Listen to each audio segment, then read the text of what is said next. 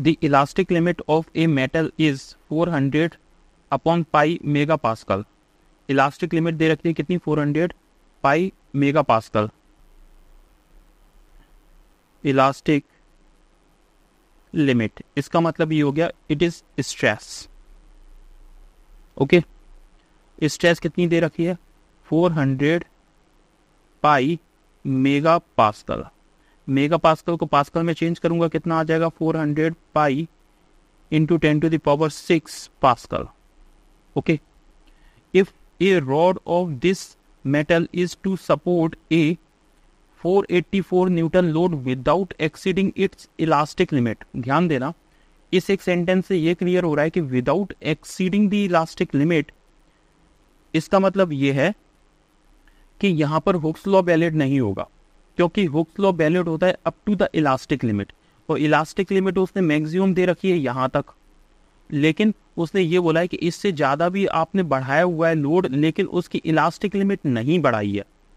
Sentence को बहुत अच्छे से समझो, इलास्टिक लिमिट तो आपने नहीं बढ़ाई लेकिन लोड आपने बढ़ा दिया, तो इसका मतलब ये हुआ कि इलास्टिक लिमिट को लोड क्रॉस कर गया, और क्रॉस कर गया तो जैसे ही इलास्टिक लिमिट को क्रॉस किया, अब आप उस पर हुक्स लॉ नहीं लगा सकते, क्योंकि हुक्स लॉ वैलिड होता है up to only elastic limit. Clear है, इलास्टिक लिमिट या फिर प्रोपोर्शनैलिटी लिमिट। क्लियर है, तो अब यहाँ पे हुक्स लॉ आप नहीं लगा सकते। The minimum diameter of the rod का डायमीटर आपको कैलकुलेट करना है।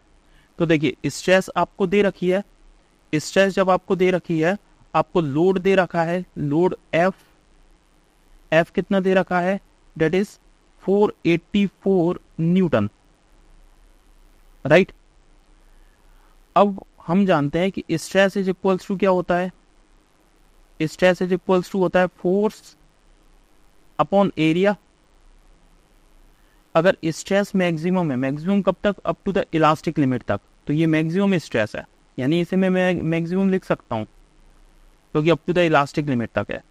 तो स्ट्रेस अगर मैक्सिमम है तो डायमीटर इसका ऑटोमेटिक मिनिमम होगा, क्योंकि मैं इसे क्या लिख सकता हूँ, फोर्स अपॉन एरिया को मैं लिख सकता हूँ pi by 4 into D square.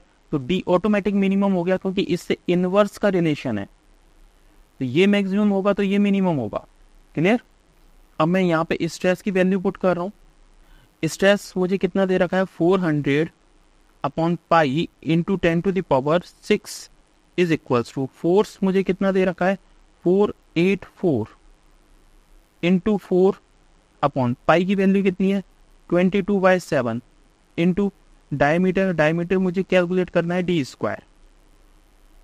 Clear. यहां से मैं कैंसिल आउट कर रहा हूं, देखिए इससे कैंसिल आउट करूंगा, ये आएगा 101 आ गया ये, और यहां से मैं इसे पूरे को कैलकुलेट कर रहा हूं, D square is equals to आएगा 484 अपॉन, यहाँ आएगा 7, यहाँ आएगा 22, इधर से देखिए 22/7, ये पाई की वैल्यू है, मैं इससे इसे कैंसिल आउट कर देता हूँ ना, तो ये हट जाएगा 22/7, क्योंकि मैंने पाई की वैल्यू ही तो रखी है 22/7, तो पाई से पाई कैंसिल आउट हो जाएगा ना, इसे मैं पाई लिख रहा हूँ 22/7 को, तो पाई से पाई कैंसिल आउट हो गया, यहाँ इससे ये कैंसिल आउट हो गया, यहाँ बचेगा 484 अपॉन 10⁶, ये डी स्क्वायर की वैल्यू है, इंटू 100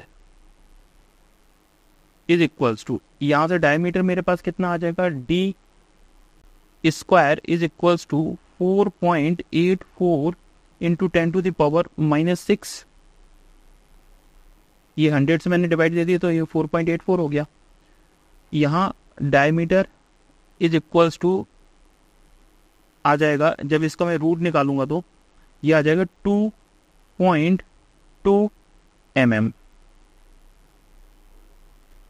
ओके, क्योंकि ये 22 का स्क्वायर है, ध्यान से देखिए 10⁻⁻6 है, तो इसका मतलब ये 10⁻3 हो जाएगा, राइट। तो 2.2 बचेगा यहाँ पे, तो 2.2 mm हो गया, मीन्स मेरा आंसर कितना है, 2.2 mm। मैं ऑप्शन मैच कराता हूँ, यस, ऑप्शन नंबर ए में ही मुझे दिया हुआ है 2.2 mm, मीन्स मेरा आंसर कौन सा है, option A is the correct answer. Thank you.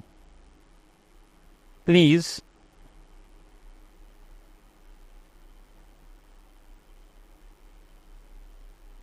Thank you.